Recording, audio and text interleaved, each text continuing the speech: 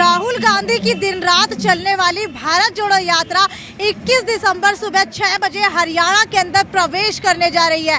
और ये यात्रा इसीलिए बहुत ज़्यादा महत्वपूर्ण है क्योंकि राहुल गांधी के सामने अगर हिसार की बात की जाए और हरियाणा की बात की जाए तो हरियाणा की राजनीति के अंदर बड़े ही उठक पटक हो चुकी है, क्योंकि हर एक नेता राहुल गांधी के सामने कांग्रेस को जोड़ने की बातें कहेगा और जुड़ी हुई कांग्रेस को दिखाने की कोशिश करेगा। लेकिन असलियत तो ये है कि हरियाणा के अंदर 4 अलग अलग गुट है। पहला तो भूपेंद्र सिंह हुड्डा का गुट है, दूसरा रणदीप सुरजेवाला का गुट है, वहीं तीसरा जो है किरण चौधरी का गुट है और चौथा जो है कुमारी शैलजा का गुट है। सबसे बड़ी बात यह है कि पिछले 8 सालों से अब तक आपसी खींचतान की वजह से कांग्रेस का संगठन तक खड़ा नहीं हो पाया है, तो कैसे राहुल गांधी की कांग्रेस जोड़ो यात्रा हरियाणा के अंदर, राहुल गांधी की भारत जोड़ो यात्रा हरियाणा के अंदर सफल हो पाएगी। अब आपको बताते हैं कि राहुल गांधी की ये जो यात्रा है वो पाटन उदयपुरी सबसे पहले पहुंचेगी।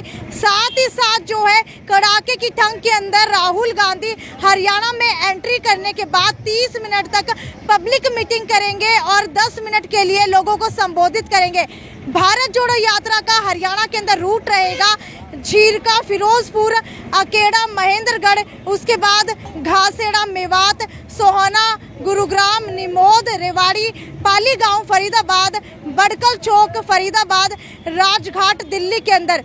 इस पूरी की पूरी भारत जोड़ो यात्रा का हरियाणा के अंदर पहुंचने का सबसे बड़ा मकसद है कि हरियाणा की जितनी भी लोकसभाएं सीट है उनके ऊपर फोकस करना, और इन सीटों के ऊपर फोकस करने के साथ साथ जो है राहुल गांधी इन 6 लोकसभा सीटों के ऊपर फोकस करेंगे, जिसके अंदर फरीदाबाद, गुड़गांव, सोनीपत, करनाल, कुरुक्षेत्र और अंबाला की लोकसभा सीटें आने वाली हैं, जिसके अंदर 90 विधानसभा सीटें रहेंगी और 54 जो है विधानसभाएं रहेंगी। हरियाणा कांग्रेस की वो कवर करेंगे।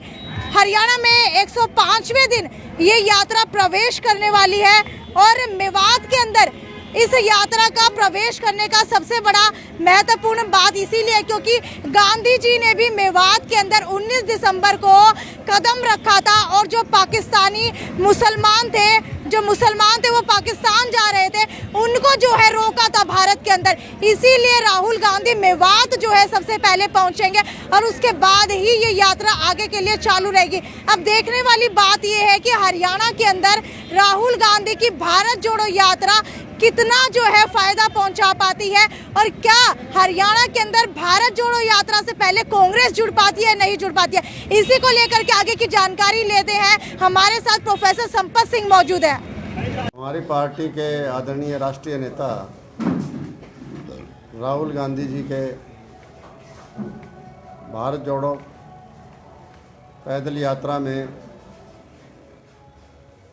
हरियाणा प्रदेश का और विशेष करके हिसार ज़िले का ज़्यादा योगदान हो, उसके लिए आज हिसार ज़िले के सभी साथियों की, कांग्रेस जनों की समीक्षा बैठक की गई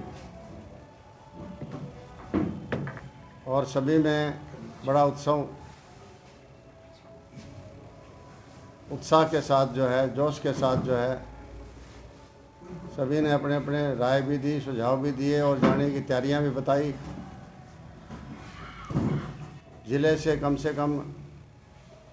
1000 लोग जो है उनकी पैदल यात्रा में शामिल होंगे।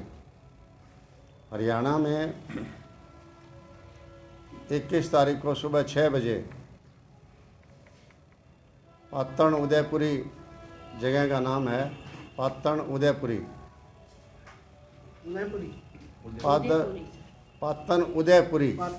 Patan Udaipuri RK petrol pump है, वहाँ राहुल जी को हरियाणा के पदयात्री रिसीव करेंगे।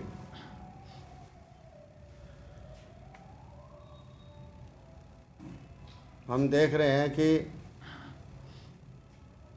लगभग 103 दिन इस यात्रा को हो गए हैं। इस यात्रा का मुख्य उद्देश्य देश के संविधान और प्रजातंत्र को बचाने का है। आज जिस तरीके से बीजेपी पार्टी संविधान पर चोट मार रही है और प्रजातंत्र खत्म करती जा रही है, लोगों के मौलिक अधिकारों पर आक्रमण हो रहे हैं,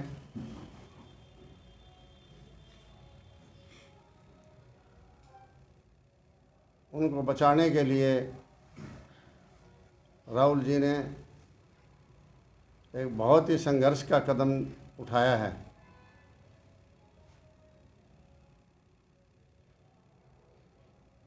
और इस यात्रा का हर प्रदेश में बड़े ज़ोर शोर से स्वागत हो रहा है और हम उम्मीद करते हैं कि हरियाणा प्रदेश में सब प्रदेशों से ज़्यादा स्वागत होगा।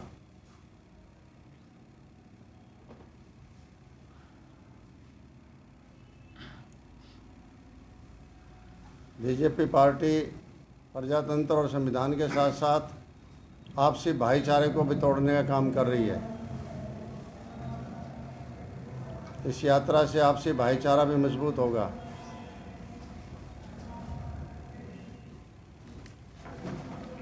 और देश का भविष्य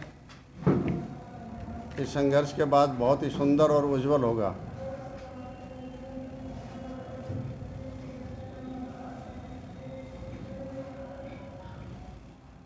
कार्यक्रम जो हरियाणा प्रदेश में वो 3 दिन का रहेगा। पहली 2 भागों में बांटा है हरियाणा को। एक पहले 21, 22, 23 3 दिन का प्रोग्राम रहेगा। नूंह और फरीदाबाद ज़िले का। और उसके बाद उनकी यात्रा दिल्ली और यूपी होते हुए हरियाणा में दोबारा दाखिल करेगी। उसकी तारीख और प्रोग्राम अभी आना है, जब आएगा तो आपको बता दिया जाएगा। 3 दिन का जो कार्यक्रम है उसकी डिटेल आपके सबके व्हाट्सएप पर भेज दी जाएगी। 3 दिन की डिटेल आ चुकी है, कहाँ से चलना है, कहाँ दोपहर का विश्राम है, फिर दोपहर बाद कहाँ चलना है, रात को कहाँ ठहराव है, वो सारा का सारा जो है प्रोग्राम डिटेल जो है आपको बता दी जाएगी। आपके व्हाट्सएप पर, आपके टेलीफोन पर आपको भेज दी जाएगी। अब कोई और विशेष बात हो तो बाकी तो इसी क्या रहेगा पूरा रूट बता दिया जी, आपके व्हाट्सएप पर भेज दिया जाएगा। अभी कारण 3 दिन का प्रोग्राम है पूरा। 3 दिन का प्रोग्राम में टाइम वाइज भी दे दिया, आपको भेज देंगे आपके व्हाट्सएप ग्रुप को। व्हाट्सएप तो है ना, सबके नंबर हैं, सबको भेज देंगे हैं। हाँ ये भेजा है ना, नहीं बोल देंगे तो कोई बात नहीं, लेकिन भेज देंगे जी सभी को। 6 बजे Patan Udaipuri RK petrol pump Nuh जिला है। नूंह स्थान नहीं, नूंह जिला है। यहाँ तो यात्रा स्टार्ट होगी और यहाँ से हरियाणा प्रदेश के लोग शामिल होंगे। 10 बजे विश्राम जो होगा उनका, वो अनाज मंडी फिरोजपुर झिरका होगा। ये तो आ जाएगा। बस मैं यही कर रहा हूँ ना, मैं खुद चाह रहा हूँ टाइम वेस्ट ना हो ज़्यादा। जो मुख्य आरोप लगता है विरोध पक्ष की ओर से, वह यही लगता है भारत जोड़ो की बजाय हरियाणा में कांग्रेस जोड़ो की यात्रा निकाल ले राहुल जी, ज़्यादा अच्छा है। इसके बारे में क्या? नहीं देखिए कांग्रेस जुड़ी हुई है, हर प्रदेश के अंदर जुड़ी हुई है। और कांग्रेस के अंदर ये प्रजातंत्र भी है कि ऐसा नहीं है कि कांग्रेस के अंदर कोई फूट हो। छोटी मोटी बातें, अलग प्रोग्राम सब कर लें लोग। कांग्रेस को मजबूती की तरफ ही लगे हुए हैं। आने वाले 2024 के चुनाव में इस भारत जोड़ो यात्रा का कितना फायदा मिलेगा? इसका बहुत फ़ायदा मिलेगा, सारे देश को मिलेगा। सारे देश में इसका प्रभाव पड़ेगा। ये यात्रा खाली नहीं जाएगी। ये यात्रा जो है बीजेपी की जड़ में बैठेगी और बीजेपी को जाना पड़ेगा, क्योंकि इससे लोग जागरूक होंगे। देखिए संविधान और प्रजातंत्र अगर कमज़ोर हो जाता है, उसको भी आप तोड़ने में लग जाते हो। उसका बचाने का श्रेय कांग्रेस पार्टी ने क्योंकि सारा काम किया है। पहले देश को आज़ाद करवाया, देश में संविधान दिया देश को, और देश में प्रजातंत्र की जड़ों को मजबूत किया, देश को सुरक्षित किया। तो वो पार्टी ये बर्दाश्त कैसे कर सकती है कि संविधान भी कमज़ोर हो जाए और प्रजातंत्र भी देश के अंदर टूट जाए। आज आम आदमी से लेकर मीडिया तक को ये पार्टी बख्श नहीं रही है। सब के ऊपर जो है एक अपना चाबुक छोड़ रखा है इन चीज़ों से निजात दिलाने के लिए और सबको जो है स्वतंत्रता का अधिकार दिलाने के लिए, प्रजातंत्र को मजबूत करने के लिए प्रोग्राम रखा है। ये देश में और चीज़ें तो आती जाती रहती है, लेकिन ये सबसे ज़्यादा जो है ज़रूरत है देश को आज प्रजातंत्र के मजबूत करने के लिए और संविधान को मजबूत करने के लिए और आपसी भाईचारा मजबूत करने के लिए।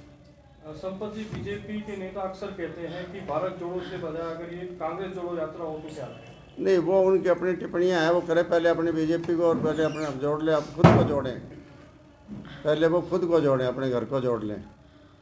2024 के इलेक्शन से पहले हर कोई राजनीतिक पार्टी अपना शक्ति प्रदर्शन करती हुई नजर आ रही है। अभी कुछ टाइम पहले जेजेपी ने भिवानी में एक रैली की और कल रामनिवास घोडेला जी ने भी एक कार्यक्रम का आयोजन किया भिवानी में। तो आने वाले 2024 में कांग्रेस अपने आप को कहाँ देखती है? कांग्रेस अपने आप को नंबर 1 पर देखती है और कांग्रेस का चुनाव एक तरफा चुनाव होगा प्रदेश के अंदर। कांग्रेस की सरकार आएगी, 2/3 बहुमत से ज़्यादा बहुमत की सीटें मिलेगी कांग्रेस को। आज मौजूदा सरकार से हर वर्ग नाराज़ है। सबसे ज़्यादा महंगाई और बेरोज़गारी की मार जो पड़ रही है और इधर किसानों के ऊपर मार पड़ रही है। परिवार पहचान पत्र के नाम पर जितनी भी सेवाएं लोगों को दी हुई थी वो सारी सेवाएं वापस कर रहे हैं। आपने कहा कि जा रहे हैं रामनिवास जी, अब तक फतेहाबाद में भी, भिवानी के अंदर भी और गुहाना के अंदर भी रैली बैकवर्ड क्लास की कर चुके हैं। वो बैकवर्ड क्लासेस के मुद्दे हैं, जिन मुद्दों को वो वजह से आज बैकवर्ड क्लास परेशान है, उन मुद्दों को उठाते हैं और उन मुद्दों के बारे में डिटेल से उनको बताते हैं और बड़ा अच्छा प्रोग्राम चल रहा है इनका। एक बात संसद में आ गई, आपने भी पढ़ी होगी कि हिसार के जिस एयरपोर्ट को विकास का सबसे बड़ा पैमाना माना जा रहा था, वो अंतर्राष्ट्रीय हवाई अड्डा है ही। वो कुछ लोग जो अपनी ज़मीनों को बेचने के लिए, कामयाबी के लिए मुद्दा मान रहे थे, बाकी कोई मुद्दा नहीं था। ये कभी अंतर्राष्ट्रीय मुद्दा नहीं है। अंतर्राष्ट्रीय हवाई अड्डे का नाम लिखते क्यों नहीं है? नाम क्या लिखा रखा है? महाराजा अग्रसेन हवाई अड्डा हिसार। तो महाराजा अग्रसेन अंतर्राष्ट्रीय हवाई अड्डा हिसार क्यों नहीं लिखते हैं? फिर ये तो एक जो है ना उड्डयन स्कीम है सेंटर की। उस उड्डयन स्कीम के अंदर अब तक जितना पैसा हुआ है सारा पैसा खर्च स्टेट गवर्नमेंट कर रही है। सेंट्रल गवर्नमेंट से कोई मंजूरी नहीं है, सेंट्रल गवर्नमेंट से कोई एक नया पैसा नहीं आया है, बजट में नहीं रखा गया है। जेवर का है दूसरा हवाई अड्डा जो बन रहा है दिल्ली के मदद करने के लिए, नोएडा में बन रहा है। वहाँ प्रधानमंत्री पत्र रखे गए थे, 10,000 करोड़ का बजट दे गए हैं। यहाँ तो कोई आया नहीं। यहाँ तो 2-3 लोग हैं जिनकी अपनी दिलचस्पी है, ज़मीनों में दिलचस्पी है, साथ लगती ज़मीनें खरीद लेते हैं ताकि बयान दे के ज़मीनें के भाव बढ़ जाएं। इस काम में लग रखे हैं। मुझे लगता है ये अंतर्राष्ट्रीय हवाई अड्डा का सवाल जो पार्लियामेंट में किया गया था, जवाब आ गया, इसके बाद बहुत लोग मारे जाएंगे। क्योंकि जिन लोगों ने बेचारों ने ज़मीनें खरीद ली, उनके कहने के ऊपर वो ज़मीन अब किस भाव में नहीं बिकेगी। तो ये आज कितने मुद्दे हैं। यहाँ जब तक दीवार तो टूट के रास्ता ही नहीं खुला तो हवाई अड्डा कहाँ बनना है। इस पूरे मामले का कितना बुरा असर भारतीय जनता पार्टी को इस 24 के इलेक्शनों में देखने को मिला? देखिए ये नहीं, ये बहुत है। इन्होंने क्या दिया, मेडिकल कॉलेज हर ज़िले में बनाएंगे। एक भी ज़िले के अंदर जब से 8 साल हो गए बीजेपी को मेडिकल कॉलेज नहीं बना है। जो बने हुए हैं 4 मेडिकल कॉलेज पहले वो कांग्रेस के टाइम के बने हुए हैं। एक यूनिवर्सिटी, गवर्नमेंट यूनिवर्सिटी कोई नहीं बनी हुई है। जो बनी हुई है कांग्रेस के टाइम में बनी हुई है। यूनिवर्सिटियों को बल्कि ग्रांट की जगह लोन की तरफ ले जा रहे हैं। रोज़गार 8 साल के अंदर किसी को नहीं दिया गया है। भर्तियाँ बहुत कई, इंटरव्यू बहुत हुए, टेस्ट बहुत हुए, लेकिन ज्वाइन एक नहीं किया। आज 2 साल से ऊपर तो सिपाहियों की भर्ती हो गए हैं, कोई ज्वाइन नहीं किया। 200, 300 किलोमीटर नौजवान भर्ती के लिए जाते हैं, टेस्ट देने ले जाते हैं और वापस आते हैं तो अगले दिन सुबह पता लगता है पेपर लीक हो गया, और लीक हो गया तो पेपर कैंसिल हो गया। सारी भर्तियाँ अब तक जितनी भर्ती हुई, एक भर्ती नहीं कामयाब नहीं हुई है। इसलिए सबसे ज़्यादा आज नौजवानों के अंदर इस बात का रोष है। नौजवान दुखी हैं। दूसरी तरफ किसान हैं, 1 साल दिल्ली धरने बैठे रहे। पहले तो कहा कि हमारे समझ में नहीं आई बात, हम समझा नहीं पाए किसान को, और बाद में जो है ना वायदे करके और किसानों का आंदोलन खत्म हुआ, लेकिन आज उनमें से कोई वायदा पूरा नहीं किया है। तो आज फिर किसान दुखी है, लट पड़ते हैं, किसान पड़ते हैं, इनका ना खरीद हो रही है कहीं भी, ना खाद के कट्टे का दाम देखो कितना बढ़ गया है। इसी तरह महंगाई है, तो वो हर चीज़ की महंगाई बढ़ रही है। आज कोई भी सामान आप ले लो चाहे बाज़ार के अंदर, हर चीज़ महंगाई और बेरोजगारी में हरियाणा नंबर 1 है आज देश के अंदर। भिवानी के कार्यक्रम में दुष्यंत चौटाला कहते हुए नजर आए, 2 साल का टाइम बचा है, जोर लगा दो, बुढ़ापा पेंशन 5100 करवा के ही छोड़। अब देखिए, वो तो कह रहे थे 5100 पेंशन करेंगे, अब उन आगे वो क्या कह रहे हैं वो जाने। प्रोफेसर साहब, अब तक तो बढ़ाया नहीं पैसा कोई। चंडीगढ़ के लिए हिसार से फ्लाइट शुरू हुई थी 3 सीटर की, उसके लिए पैसेंजर नहीं मिले और सपना इंटरनेशनल एयरपोर्ट मैं यही कह रहा हूँ, यही मैं कह रहा हूँ। क्या मकसद आपको देखते हैं? जितनी भी है ना, वो हवाई अड्डे पर कौन गए हैं? गुप्ता जी और मुख्यमंत्री जी गए हैं, और वापसी में अकेले गुप्ता जी आए हैं। ये हवाई यात्रा हुई है। और वो जो है ना, ये हवाई अड्डे पर क्यों जाते हैं, बयान क्यों देते हैं, मेरे समझ नहीं आता। सिविल एविएशन के मंत्री हैं हरियाणा में, उप मुख्यमंत्री हैं जी, वो भी जाते हैं वहाँ, और गुप्ता भी जाते हैं, और जाके बयान क्यों देते हैं हर महीने। और अफसोस तो ये वो बयान नहीं देते, अखबारों में छपते हैं, और छपते हैं जो इस बात को कोई नहीं मानता कि ये बहुत पहले आ गया था। मैंने भेज भी दिया था, बहुत लोगों को व्हाट्सएप भी भेजा था, मेरा भी RTI था सेंट्रल गवर्नमेंट को, और उसमें बाकायदा लिखा हुआ था कि कोई सेंट्रल गवर्नमेंट की स्कीम नहीं है, लेकिन किसी ने छापने के जिक्र ही नहीं किया। फिर संपत जी, सांसद ब्रिजेंद्र सिंह का कहना है कि उन्हें पहले से पता था कि यहाँ पर इंटरनेशनल एयरपोर्ट नहीं बन रहा है, तो आपको क्या लगता है, पार्टी एक और जवाब दो? नहीं, पार्टी एक जवाब तो 100 भी हो सकते हैं उनके, क्यों ऐसे ही हैं वो। ब्रिजेंद्र जी कह रहे होंगे नहीं है तो नहीं है, नहीं वो नहीं बनना था, पहले भी कह देना चाहिए नहीं बनना था, हम भी कह रहे तो नहीं बनेगा, बन जाए तो अच्छी बात है। अब ये लोग तो रोज़गार का भी तैयारियां कर ली थी, अंतर्राष्ट्रीय हवाई उड़ानों की तैयारी कर ली थी, हर महीने की तारीखें निकाल दी थी, फलानी तारीख को यहाँ से इंटरनेशनल हवाई जहाज़ जाएगा। अब तक पूरा चंडीगढ़ का तो कामयाबी नहीं हुआ, हिसार वाला कहाँ से करेंगे। ये सारे मैंने बता दिया ना, प्रॉपर्टियों के दाम बढ़ाने के लिए सारे ये तमाशा था और कुछ नहीं था। लेकिन दुष्यंत चौटाला का कहना है कि एयरपोर्ट का 99% काम पूरा हो चुका है और एयरपोर्ट जरूर बनेगा। नहीं, एयरपोर्ट तो बनेगा, बन गया ना, अब उसकी चारदीवारी रह रही है, एयरपोर्ट तो बन गया। लेकिन बात है अंतर्राष्ट्रीय हवाई अड्डा या नेशनल हवाई अड्डा या डोमेस्टिक हवाई अड्डा, वो तो नहीं बना, एयरपोर्ट बन गया। उसका नाम क्या दें हम? डिस्ट्रिक्ट का नाम दें, उसका नाम दें, एक स्टेट का नाम दें, एक नेशनल नाम दें, एक अंतर्राष्ट्रीय नाम दें। नामकरण तो नहीं हुआ है, नामकरण तो हो गया हिसार। आप देखते हो ना, वहाँ लिखा हुआ क्या लिखा हुआ है, ये लिखा हुआ है महाराजा अग्रसेन हवाई अड्डा हिसार। जैसे महाराजा अग्रसेन शिव नागरिक अस्पताल हिसार, ये नाम तो लिखे हुए, नाम तो दे दिए, और अग्रवाल भाइयों ने स्वागत भी कर दिया, स्वाभाविक है। महाराजा अग्रसेन के नाम से करोगे आप तो स्वागत तो करेंगे। खैर कोई ये रेलवे लाइन भी चली गई नागरवा, कितनी बार रेलवे लाइन का घोषणा हुई है, ये घोषणाएं हो रही है, कर कुछ नहीं रहे हैं। एक रेलवे लाइन में नहीं लगी है। इसी तरह आपका ध्यान दिलाना है, जो हिसार दूरदर्शन है, इसका नाम तो कर दिया